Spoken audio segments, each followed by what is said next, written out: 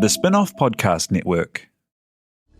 This is Kiwi is back for a brand new season with more inspiring kōrero from special guests including rugby player, father and role model TJ Perenara. My family bring me joy. Rugby brings me joy too, but it's not the same joy as my family brings me. And global dancer and choreographer Kirsten Dodgen. For some reason, people think I'm very intimidating.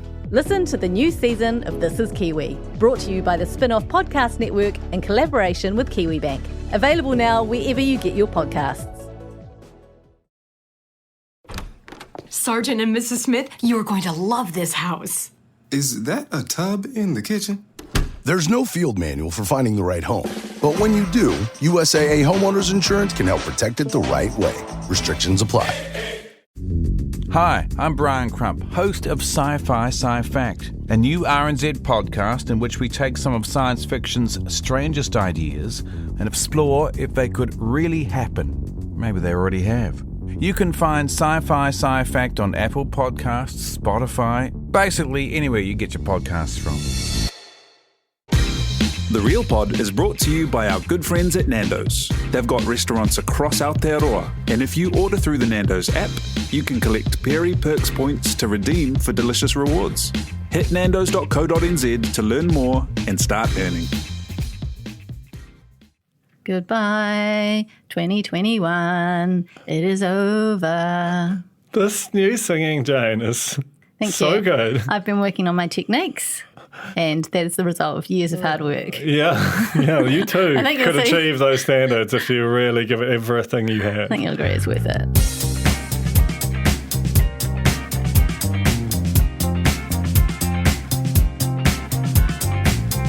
Kia ora, welcome along to the last Real Pod of 2021. We finally got here, Duncan, and look, full disclosure, we've done, in true Real Pod style, it's like harking back to the old days of zero prep. Well, I would dispute that. Okay. In the old days, we would have at least one bottle of Lindauer, It's true. sometimes Lindauer phrase, the most sophisticated expression of the varietal, and we would watch the show Yeah. and then immediately do a podcast about it. Yeah. I think that's about as prepped as you can be. That's true. And we have pineapple lumps quite often too, which are a terrible on mic snack. Yeah, and also like that and the champagne, your teeth are just, dentists hate us. Absolute nightmare. That sounds like an Outbrain headline, eh? This is your reality TV and real life in New Zealand podcast today. We're wrapping up reality TV for the year that was 2021. My name's Jane Yee, joined by Duncan Grieve. We are sponsored by Nando's. Thank you very much, Nando's. It's been a landmark year for the Real Pod, because we returned after a hiatus.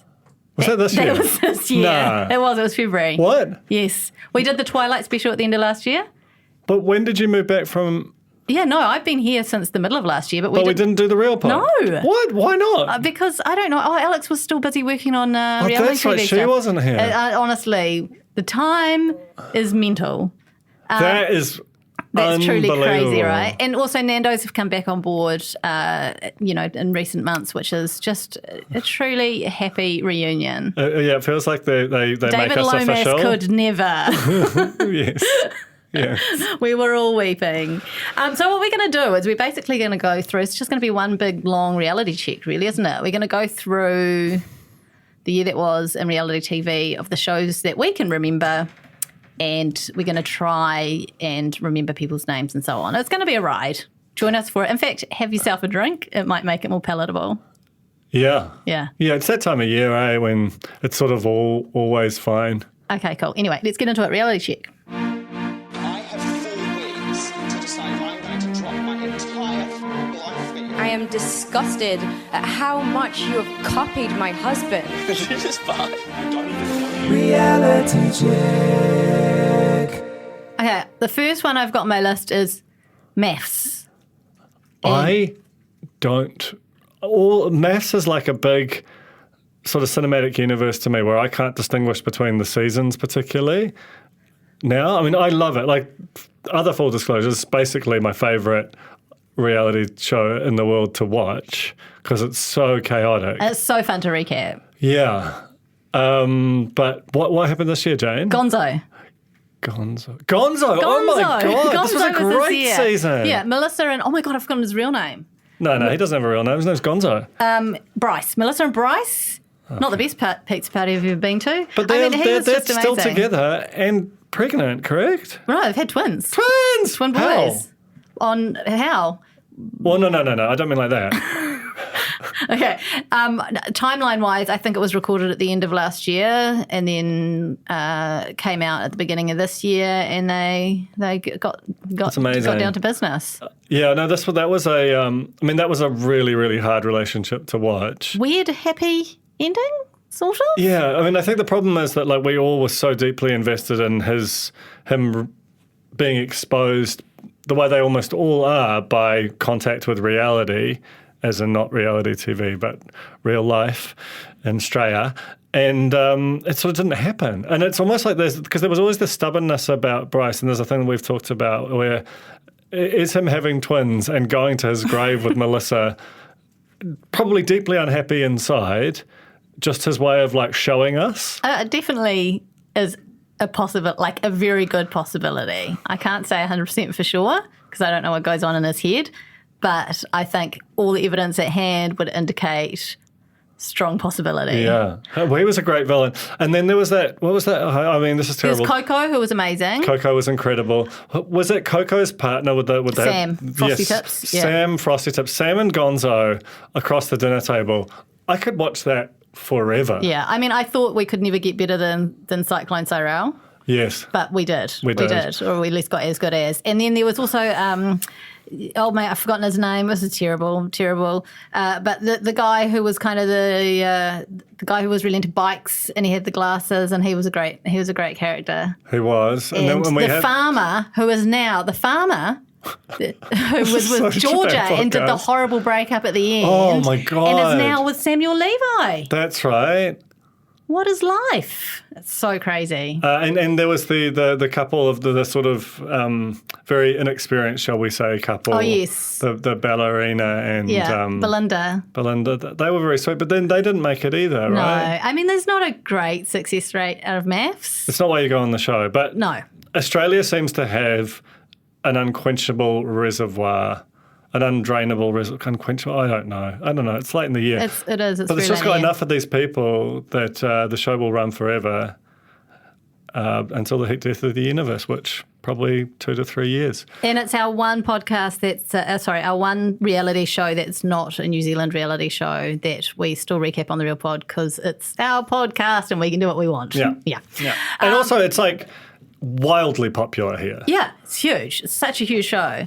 And I believe they're in production again, so can't wait for the next one. Little closer to home, I feel like the first sort of 4 shows I'm going to talk about, we're just going to be that happened this year. Yeah. And what was their name? The Bachelorette. Can you remember her name? Lexi. Yeah, Lexi Brown. Great season, great Bachelorette. I think it was the best Bachelorette we've had so far. I think she was. She inhabited it with the most. But, I wrote a story about the fact that they shot 2 seasons of The Bachelor and The Bachelorette back to back in the same time they normally take to shoot one.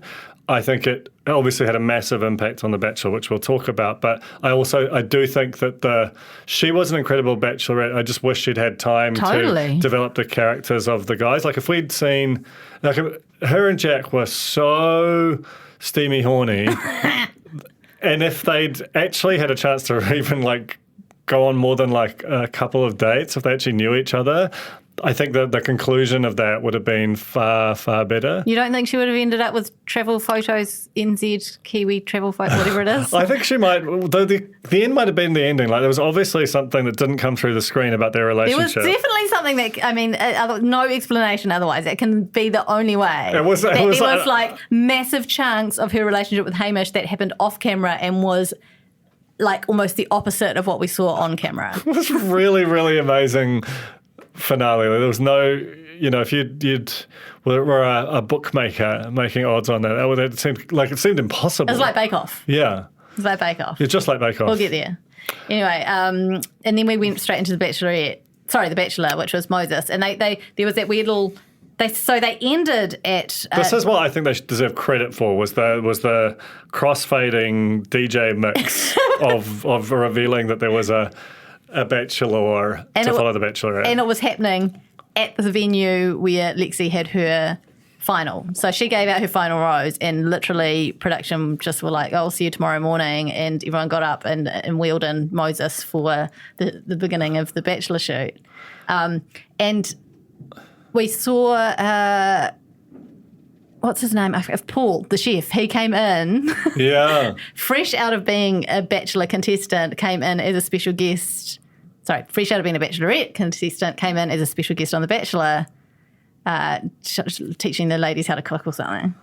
Yeah. It was a lovely synergy. It was. And it started really promisingly. Like, I think there were some really great Bachelorettes, and Moses, just the fact of him being super famous, super handsome, super lovely guy, you were just like, oh, this could be incredible. And whether it was his reticence or that the speed thing, like, I think that you could sense it just sort of escalated during the show that the woman clearly just felt like this was a production. Like, if it's a cooking show and you're rushing it, well, fair play.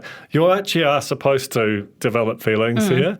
And you're so exposed being on television. I think that's why you saw so many kind of quite emotional reactions of the wrong kind, where they were just like, what are you doing here? Yeah, and I mean, as you say, Moses, we've both met him personally. Lovely, lovely guy. The loveliest. Obviously, reasonably big celebrity in his field. But I think it's the struggle when you get a notable person in the lead, and that they have their reputation to protect as well. Yeah. And I got the feeling he just didn't really fancy anyone. And so... And maybe didn't know what he was getting himself into. Yeah, it was a little bit performative. I felt, I don't know that he leaned into his feelings that much.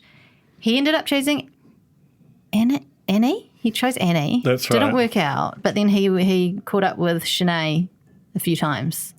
She was the long hair. Oh, long hair. She was the one with the long hair, yeah. There were some really great moments on the show. Like Annie's family and was it Dunedin? Oh, yeah. Were like cinematic. Like, make a documentary about them, please. Terrifying. And I actually felt for her. Like, I feel like she's has some sort of black sheep of the family kind of reputation within there, and that you could sort of sense that discomfort and having to live with that label within there, which was, and this just felt like a further manifestation of that. But overall, just it wasn't a fun watch. It wasn't. It was quite a short watch, which turned out to be a blessing in the end because it was a short production. It all sort of fed into itself, right? If they just had more time, it might have been a longer production. There would have been more intense feelings. It would have been longer on air, and we all would have felt like invested in, like it was real. I did like when he went to sing at the old people's home. That was nice. Yeah, I mean, but that is also part of the problem, is that his celebrity is old people's homes. Like, it straight up is. I've been on tour with Solomeo, and their fans are 80 plus. They're the Andre Rieu of New Zealand. He's the Andre Rieu, Solomeo, the Andre Rieu of New Zealand. Yeah, and they're awesome dudes, and they, are absolutely capable of extending the reach of opera to different demographics and so on. But fundamentally, the core audience is that. And so the woman didn't know who he was particularly, but he still had that reputation to protect. And then we went straight into Popstars. Sorry, I'm just doing your job here. No, was it Popstars? So Popstars came for Masked Singer. Yes, they came straight after. And at this point, in Popstars, full disclosure, I watched like 3 episodes and just could not get engaged with it. Something about, it had a bit of a troubled backstory, and that there was some casting that had to be very quickly redone because one of the people involved then became subject of a big story in the Sunday Star Times. I don't know how much of that has been reported. Let's just see what happens and leave it in there. But basically the show just didn't quite click. It rated really poorly. At this point, the year looked like it could be an absolute mega dud for local reality TV. For three big shows and nothing really clicking. And then came along the weirdly popular Masked Singer, which we recapped in the finest of detail throughout. Yeah. A strange show, which I don't know. Like I feel a fondness for it, but it was also very much a watered down version of the international format, which I've never watched. So I watched it with my kids. My kids really loved it. Yeah. And I think that's been true of quite a few people. But by the end, it was a bit of a grind for me too. I think, and I interviewed Troy Kingi on The Fold, and he seemed to feel quite a lot of sort of shame and complication about his own involvement. And even though he crushed it, and that sort of, I don't know, that made me sad, seeing him sad, but I sort of also understood it because he's an artist and it didn't seem like it was art or a place that wanted you to be. It was Matilda. It was Matilda. Art. It wasn't art. But Matilda's, I mean... She crushed it. Look, everyone was fun. Like, it just... Matilda did it while she was like, I'm sure, like 24 months pregnant or something. Just insane. It was a lot of fun. I love a good sleuth. So, you know, if you recall, I got super invested in the... Pav, which was Stephanie Tuavehi from Shortland Street. Well, you and Alex solved like the whole thing. We went in pretty hard, but the problem is a lot of them we solved reasonably early on, and then it's just boring. Yeah, and every clue was just reinforcing what you already had down. But it was a really interesting mix. I mean, Mike McGruffy, that was something, right? It was very well cast, but it's weird because they were, in the context of the international show, those were big stars. Yeah. By New Zealand standards, and yet because you don't know who they are for almost the whole thing, you don't really get the star power out of it the same way that you do with like a show like Dancing with the Stars. Yeah, and it's also it's kind of, I'm not sure if celebrities who are approached with the season having been to air, celebrities who are approached for season 2, because there will be a season 2, because from what we hear, the ratings were so it was a monster show. Excuse the pun. But I'm not sure if that season will make people want to get on board or put them off getting on board. Yeah. Probably some and some of the other.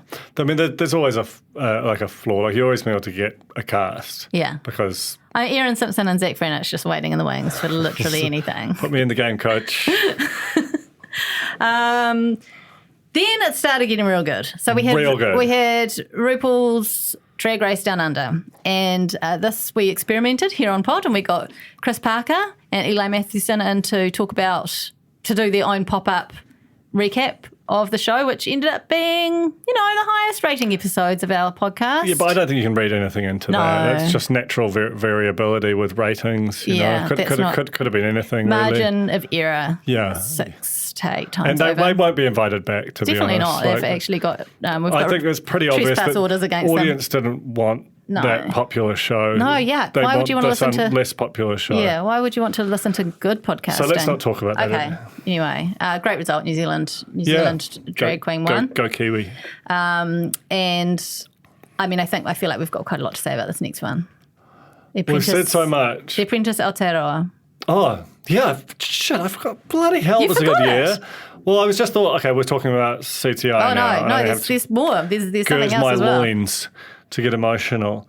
The Apprentice Aotearoa, maybe the best. Okay, look, it's like... I think it was the best show of the year. Okay, you think it better than CTI? Because it was more contained.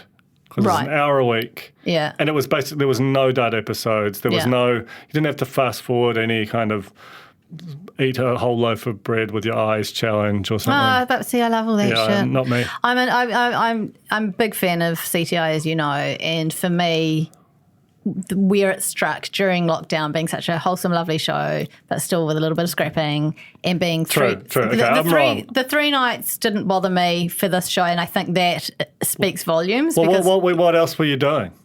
Oh, work, children. There were other things. No. But what I meant was, like, you couldn't go out, you couldn't do anything. So, but I don't anyway. You were just trying to. Yeah, but for anyone, like, there's a reason why the show captured the hearts of a nation. It did. I know. Let's talk about The Apprentice Aotearoa. Okay, The Apprentice. Okay, so I mean, some amazing characters in this show. Just unbelievable. So it was won by OMG Ness, who had a balloon company. Still does. We had Mike the Breather. We had Stephen, who... The Breather makes him sound like an actual serial killer. Lovely Mike. Stephen, who's Nude Rude Coffee, whose goods we sampled on the pod last week. And who else was in there? Well, there was one woman who's since turned out to be like a raving anti-vaxxer. Oh, yeah, but it's reality TV. Josie, we can't forget Josie. Josie was the target audience for one of the products. The busy surgeon mum. And Mally the Mallard. Mally the Mallard, God. It was, but it's not just that. It was Cassie. It was the judges, Mike and Justin. And it was the beginning of our beautiful friendship with Cassie, which continues to this day. We had two. We had Cassie and OMG Ness come into the studio. Yeah.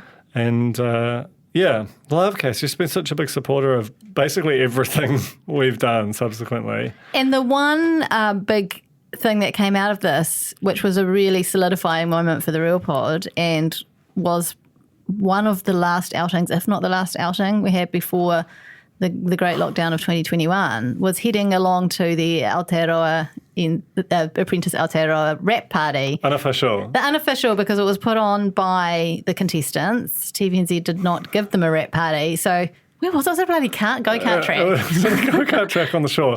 It was sick. It was just very Apprentice Aotearoa that they had to make their own thing, and that it was actually like very more pro than most rap parties. But the location was so rinky-dink. It was so bizarre. But it was so, they had a big screen and we all watched it with them, and it was great. And we had there were chippies, and they didn't know the result. They didn't. Like Stephen and Ness were sat alongside one another and just watching, because I watched them rather than the final bit. So you actually saw his face go ashen and hers just explode. And I remember talking to him afterwards, and I felt like I was being his counsellor or something, because I was like, this doesn't define you. You still have. I was just like, is there something wrong with me that I'm speaking to him like this? But it really felt like what he needed in that moment. Yeah, like, he was totally. Downcast. He didn't. We saw his true reaction, Yeah. And it was a bizarre evening. It was a fun evening. You did some weird wine negotiating. I did. I got us a lot of free wine. Yeah, but then the old mate, one of the other guys, grabbed it, didn't he, and took it off. Yeah, and said he was going to bring back your bot, and he never brought back your bot. And he was like, when I went and tried to pull him up on it, it was like, you idiot. You knew. I was never going to give it back because I'm one of the celebrities and you're just... I was like, damn it. Duncan Grief. You got me. So I've never trusted anyone again. We did have a great, very Real Club moment, I thought, at that party where we didn't realise there was a whole load of kind of tat and food upstairs. So we were busy filling ourselves with... No, it was like pork crackling or something. Like pork crackling. It's quite rank. And little thimbles of wine before Duncan got some bots. And then we made our way upstairs, and it had been already just annihilated by everyone. Really given a going over. Like, I've never really seen a buffet that had been so thoroughly destroyed. There was the buffet, and there was also like these grazing tables that had been, again, just completely depleted of all stock, and cookies that were, branded cookies that Ness had made. It was grazing tables where they need to be left for three winters so that they might get their nutrients back, so that they might be grazed upon again. It was very Real Pod though, because I was like, this is exactly the feast we deserve. Yeah. And so we ate bits of broken cookies, and we sampled some testers of the Rude coffee, didn't we? And we had to put a vote. And remember, he just had like a piece of paper kind of vote situation as part of his focus group. Do you like taste one or taste two kind of coffee? Well, we were right. It was such a ride. It was a perfect show for our silly podcast, wasn't it? In every way. Yeah, I'm glad that is coming back. Yeah. We had. You've also forgotten this one. The Block NZ. I know, I haven't forgotten that. I haven't. That came before CTI, didn't it? Or during Well, I mean, or at the same because time as? remember, it sort of started in 2020. Didn't start screening until 2021, and then finished. I think it was the last of the shows, maybe with the exception of Bake Off, to finish because of the lockdown. And I actually watched a lot of this by my standards. Yeah, you did. Even though we weren't recapping it. Yeah. What was up with They're that? all backwards. Yeah. I enjoyed it. Yeah. What were your highlights? I mean, so I know that, full disclosure, I know Ardy, played basketball with him. He's an athlete. And Tim's a very handy basketball player too. So I was thrilled for them to get the win. So I had that personal interest. But also I felt like it was well cast. You didn't get quite the levels of enmity and villainy that it's had, and it missed those a bit. But it was a similar thing to CTI in a way, that it was this kind of cozy this has been a very discombobulating few years, right? And you are basically living in a constant state where you don't really know how it ends. And every time you think it's going to get better, it somehow finds a way to get worse. This is just a short summary of kind of current life. And so you have something like real chuggy like The Block, which has been going forever and is very formulaic. And it's like just putting on this, this old, cozy old blanket. And it smells a bit and it's got holes in it, but it's just familiar and it reminds you of the before times. But while also acknowledging the COVID times, because obviously COVID had a massive impact on production. Correct. So it wasn't like, it was like, hey, you can still have good things in these times, Yeah, they're a bit different, but they still do the job. I mean, I definitely miss the animosity between teams and some of the drama that comes out of that. It's the sort of thing that when you're watching it, remember the evil twins and Gizzy Hart and even Lisa and Ribs to an extent. That dude who leapt over the fence and ran away? Agnew. Yeah, but he was just, bless him, I loved Agnew. He wasn't really a troublemaker. I think it was a moment. It was just unscripted drama. It was. And I missed that in retrospect, because at the time when I'm watching those seasons, I'm like, this is too much. These people are too, I don't like them. Yeah, they're too intense. But then always by the end of the season, I've kind of come round. But now that we've had a season that's been, for the most part, very lovely people. Rach was a bit. But, relatively speaking, she would have been one of the good guys on a previous season, She was only the villain because everyone else was just bloody delightful. And yeah, I missed it. I missed the drama. I missed it.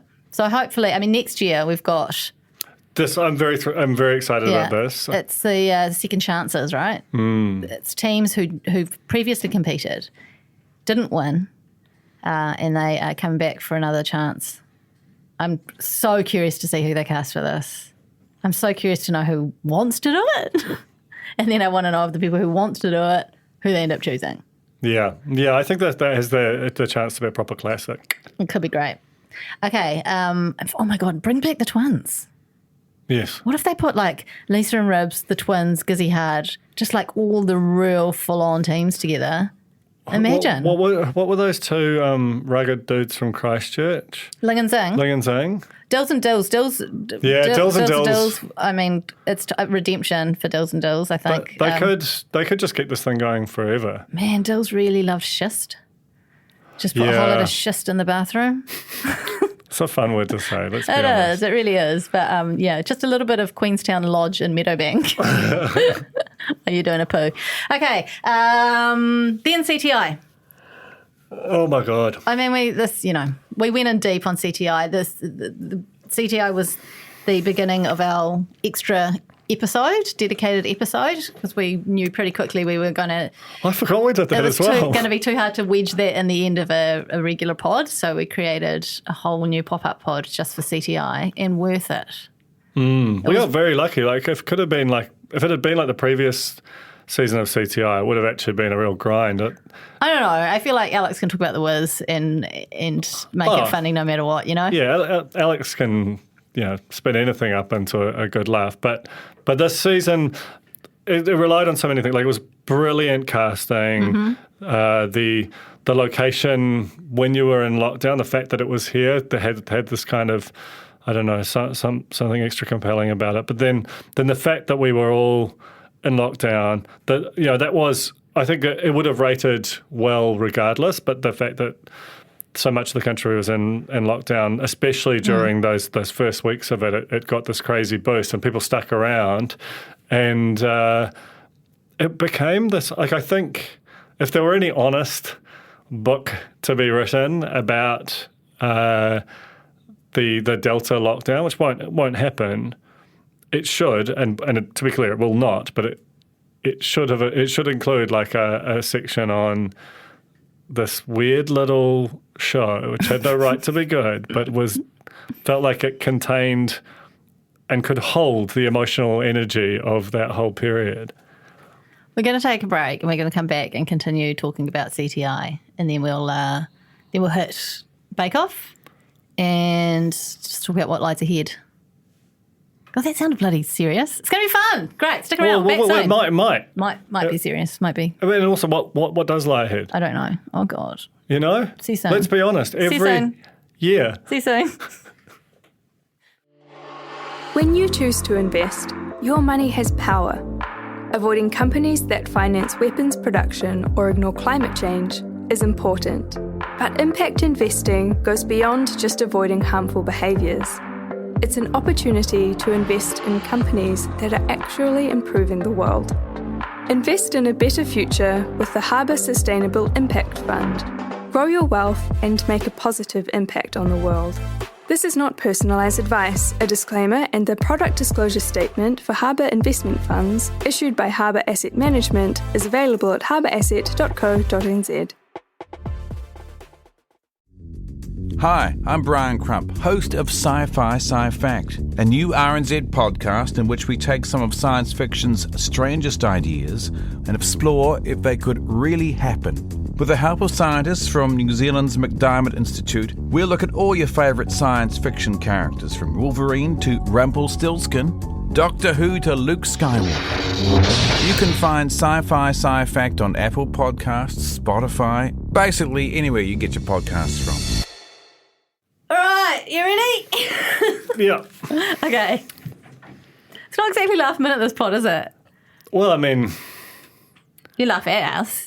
1% battery life. Yeah, it's true. When you're just trying to, like the other night I was at dinner with Amber Easby, head of Hexwork Productions, and her phone, she had to like screen grab her vaccine pass and airdrop it to me, because her phone was just in such grave danger of dying before the person got round to scanning her in. And that feels like about as much kind of, that feels like where we're at right I'm now. very loosey-goosey with my phone charging. And Really? Yeah. Oh, not me. I've got sort of, you'd call it an old phone because, it's like 3 or 4 years old. And, Apple do that thing where... at some point they're just like the battery life just shits itself. Do like, an update to destroy the... Yeah. So in order for you to get sick of it and then buy a new phone, and I'm getting... Oh, Siri's going. Stop that, Siri. That's going straight to Tim Cook's desk, and he is going to really crank the battery life now. Oh, Jesus. Well done. This is terrible. Can I say that we're recording this before we go off to our Christmas do? And now I've got I've just looked at my battery life and I'm like, this is disaster. Oh yeah, you need to go put it on to charge now. I will. I'll do that in a minute. I'll do that. It'll be fine. It'll be fine. Perhaps it's just been nice for me to switch off from the world, Oh, is that a power pack I hear? Yeah, I'm charging right now. Oh man, you can charge for access to that. See, I told you it was worth hiring. I reckon there's going to be a market for it at the Christmas party. Huge. I'm fully charged. All this time you've been saying, why on earth do we hire TI here? And I'm like, now you can see, right? Yeah. So you can stop. He's an entrepreneur. You stop with that rhetoric. Thanks very much, Duncan. Sorry you had to find out this way. He knows. By the way, I don't know if you've checked out his outfit. He looks like he's ready for a resort. Well, last year the theme was resort wear, and based on the limited view I've got of people's outfits so far, it has a very resort wear type vibe again. You think just everyone's just rinse and repeat. It's too hard to think. It's too hard to think. It's general. Just like whatever I wore last year, I'm wearing again. I'm literally wearing the exact same outfit. Oh, God. And we were Surely no actually, one will remember. we were tastemakers in that sense. When you think about Apprentice Aotearoa and the robe, the whole robe storyline that carried through, Divine Man, we were all wearing robes as a resort wear last year. Yeah. My robe was too heavy. Remember when Because you know when I talked about that trans-seasonal robe? Yeah. Yeah. Yeah. Remember when we went to... I actually wore a robe on Instagram Live this year, which I regret. We have to do more Instagram Lives because I was in the mall and I or impulse purchased a stand for my phone so that if we ever do them again, I don't have to. That's a you and Alex thing. I can't do it. Okay. Anyway, just one more thing on the robes before we get back to Celebrity Treasure Island. Remember when we went out for dinner? That my pod team went out for dinner, and the maitre d' was wearing the exact fabric that at that point it was still the men's team, what was it called? the Divine Man fabric.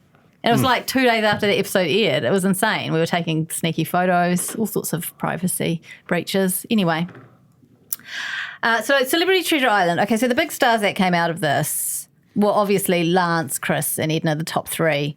Any of whom I would have been very happy. Joe Damon. To hit the okay, well, let me finish my Bradley sentence. Stamp. I mean, this is Buck. Sorry. There were many. Yeah, no one knew who Buck Shelford was before this, But and I it's feel like really he just faded pushed from the it. national consciousness. But he also made it really fucking far through. Yeah. And so did Candy Lane. Beast. Love Buck. Love Candy. Love the whole thing. Yeah, I mean, everyone was great, right? Lana and her mullet throwing skills. I think there's nothing that speaks to how much this propelled those people forward than the fact that Art Green was on this season, went home relatively early, and I forget he was on it at all. Yeah. People never talk about Casey Frank. Who? Jess was amazing. Like, God, it's a good show. God, can they just do it again? Year round. And we'd really, I really want to lean into some of those challenges as things that we can do. Oh, yeah, the CTI theme park. Yeah. That's a good idea. It's a Warner Brothers It's a great idea. To a lesser extent, CVNZ. Who does theme parks these days? Perhaps just Rainbow's End could just There's reserve that one, a corner. That one that Chris Schultz wrote about. It's like a Ninja Warrior style one. Yes. That's basically had to shut down for, who knows, mysterious reasons up in Matakana. And I feel like maybe that they've got the space, they've got the location. Yeah. So let's make that. Let's make that happen. Yeah. Excuse me, I need to do a little burp. The only thing is, like, if you're doing a private hire, one of those, like, that's going to set you back some. You got to get Chiz. You got to, you got to get the host. Bree. Got to get Bree. I'm so sorry. I mean, you're not listening, but if you were, I'm so sorry. She's definitely not listening. Yeah, we've never had any sign. No. But sometimes they do listen, Nah. The big people, they listen to the little people. Also, if you're familiar with Woe Studios in Auckland, I feel like so familiar. That's somewhere that could be, perhaps they could... Have they got the acreage? I don't know. How much acreage do you need? I think you need some considerable acreage because you've got to have, some of those things are quite big, like the Tangled Webby one and all the shooting ones. My God, can you imagine us doing the Tangled Web, like the Real Pod team doing the Tangled Web? We would be in there for days. Counterpoint, how long did it take us to get out of the escape room? We were reasonably quick. We fucking flew through it. Yeah, we were not bad. Farrier still beat us. Did he? Yeah. Didn't we break it? I feel like we got out in like 15 minutes and they had to reset it. No. Farrier wouldn't beat. He probably would beat us. He would. He's a smart man. More successful podcast and newsletter. I have been meaning to go back to an escape room since we went to that escape room, which was surely 5 years ago. Did we? I think we did a whole of the spin-off did escape rooms one year. Not when I was on staff. I think you might have been in Los Angeles on location. Maybe. Anyway, we digress. Anything more to say about Celebrity Treasure Island? I mean, we left it all on the floor. I actually think those episodes, like the one where we interviewed, the recap of the finale into interviewing Chris, they were good. That was good content. To be fair, that was like the second biggest episode of The Real Pod this year after the Drag Race final. Recap.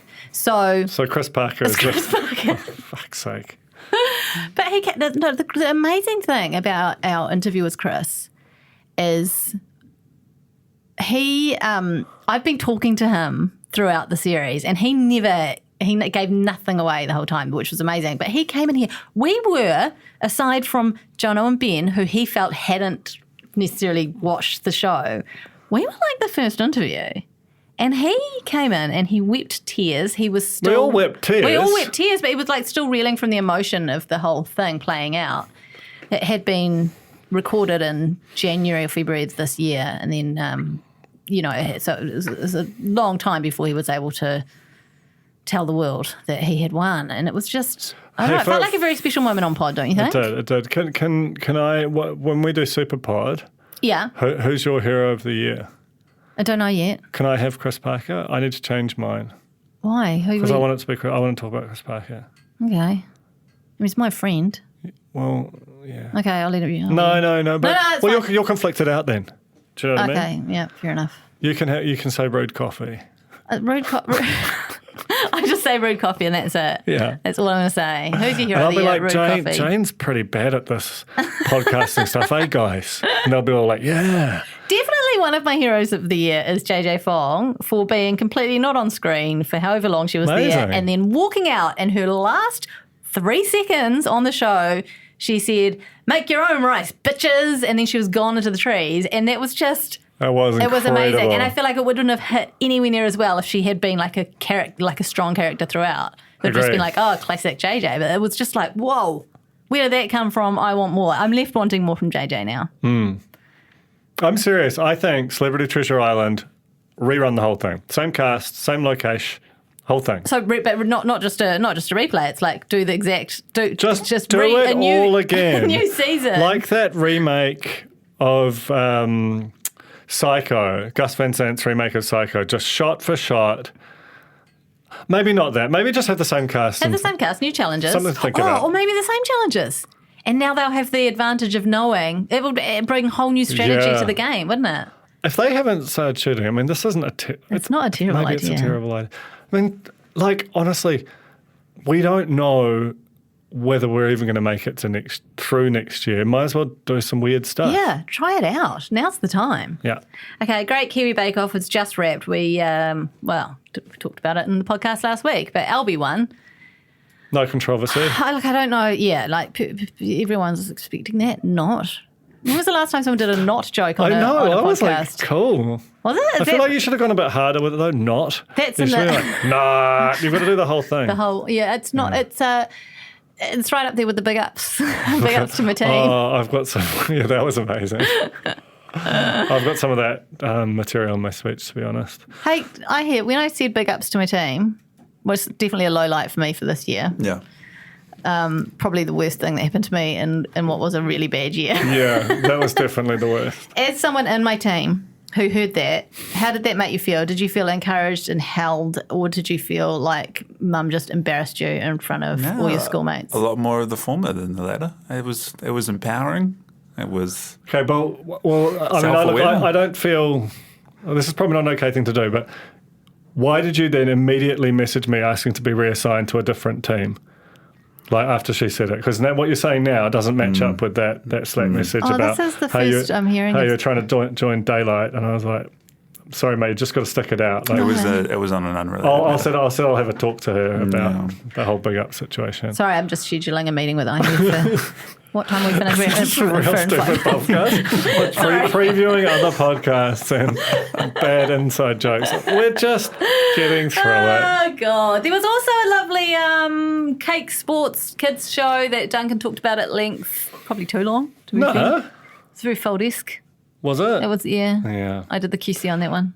I mean, it was great. I love how you fold the fold into the real polish. I'm just trying to get people to listen to my other podcast. Yeah, and you absolutely should. So, like, the real pod is like the successful band, and then the fold is my solo project. That's your side bit project. Arty, bit weird, bit of an acquired taste. Yeah. Consistent 3-star reviews from the critics, if it's noticed at all. Will it get another record deal? Probably not. You know, it might have to just self-release. Yeah. Hobbyist stuff, you know? Yeah. But good on you for giving it a go, you know? Love to give you a little... Up to a point, but maybe it's like, okay, well, you're 42 years old, mate. Maybe it's time you just sort of acknowledge this is a product for which there is no market and just got a real job. You know what I mean? We're having a laugh, but the fold actually does very well. I see the numbers. We have it was the biggest episode of the year. It was the biggest episode. That's true. We had an episode of the fold was the biggest day we've ever had on the Spin-Off Podcast Network. Yeah, that's true. And that's the reason why I have a difficult phone call with Bernard Hickey to let him go today, because we're going to be taking over when the facts change. Am I? Yeah. I'd actually love to do it. No. That's not true, by the way. Now we are really... I think this was just like offending / cancelling the whole... I think maybe it's time to finish this podcast. Well, I just wanted to say a few things before we do, which is, I know, a huge surprise to everyone. Who are you going to big ups now? I'm big up saying us for returning. I'm big up saying Nando's for coming back home. Huge. We're having... Not everyone knows that. I mean, that'll be the last week by the time anyone's listening to this, but, you know. I'm so excited The about walls it. have ears.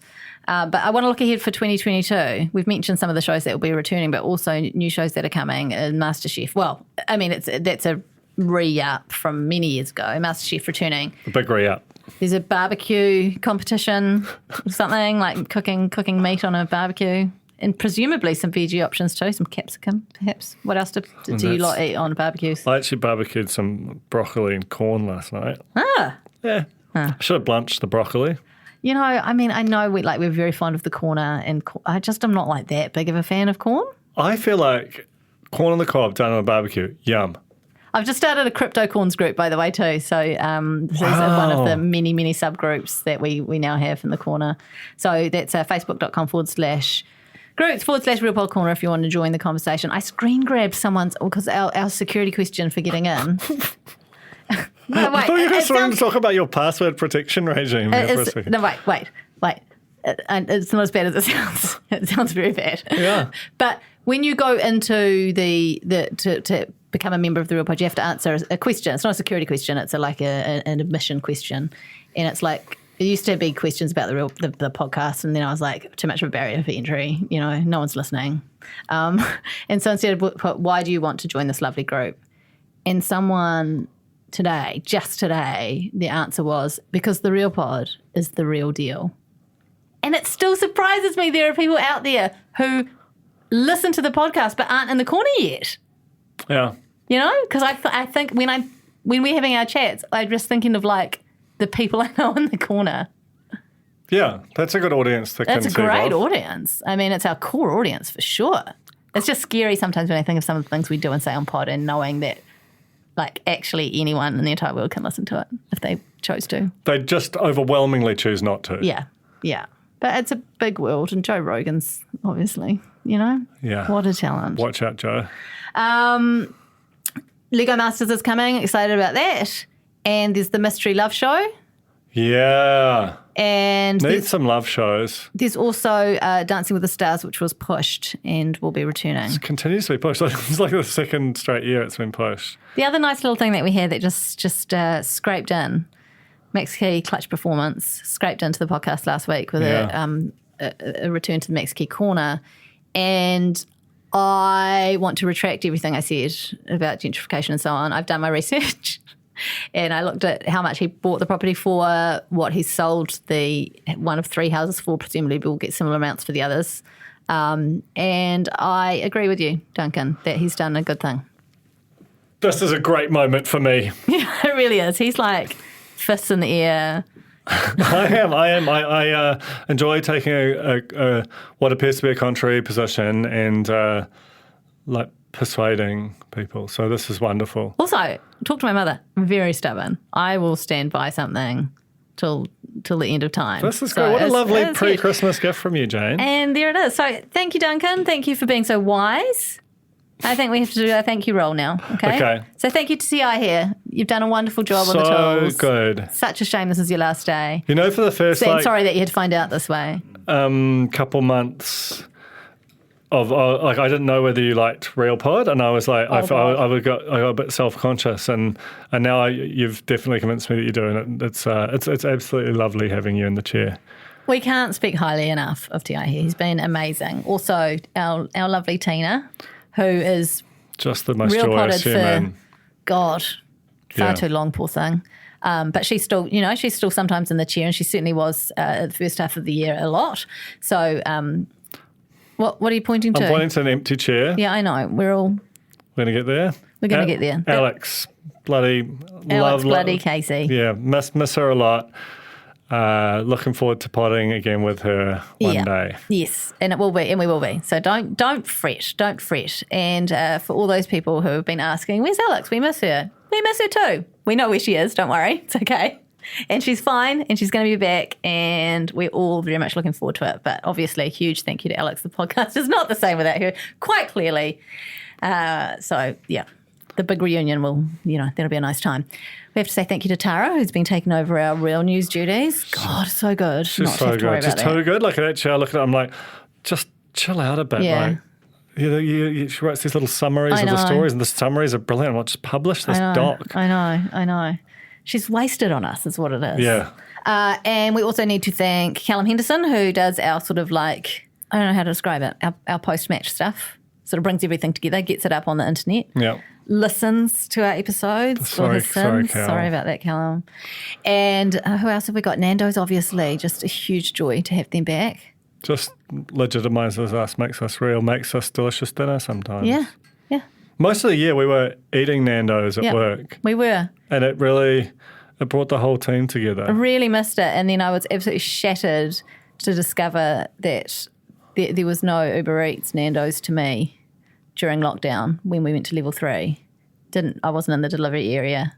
And now that should be a mandatory disclosure on real estate notices. It should. And now with the new Nando's app, you're in. I'm in. Oh. And Peri Pert is the work. So yeah, I mean that's how I got my $99 worth of Nando's. Remember? It was a huge celebration. And so I just feel like everything's come together nicely before Christmas, Borders are open, Nando's is freely available to me. What could I want? Tough old year. Who else have we got to thank? TVNZ for putting together such a great slate of reality TV. Yeah. Discovery for recommitting to it. Yeah. And I don't want to miss anyone. The Cornies, obviously, hugely, just honestly, we do this for you. Let's leave it there. Okay. Hey, thank you everyone for listening. Thank you for a weird year. Let's leave it there. And we'll see you next year for more exciting reality TV recaps, real life in New Zealand, and lots of other exciting podcasts that will be coming out on the Spin-Off Podcast Network as well. Ka kite. Ka kite.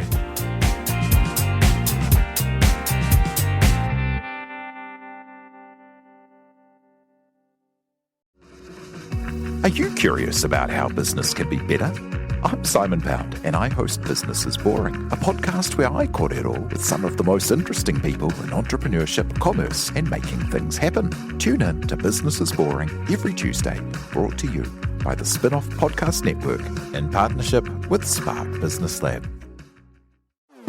Talofa lava. I'm Madeline Chapman, editor at The Spin-Off. If you have the means, consider supporting our high-quality journalism by becoming a Spin-Off member. Sign up now at thespinoff.co.nz/donate. The Spin-Off Podcast Network.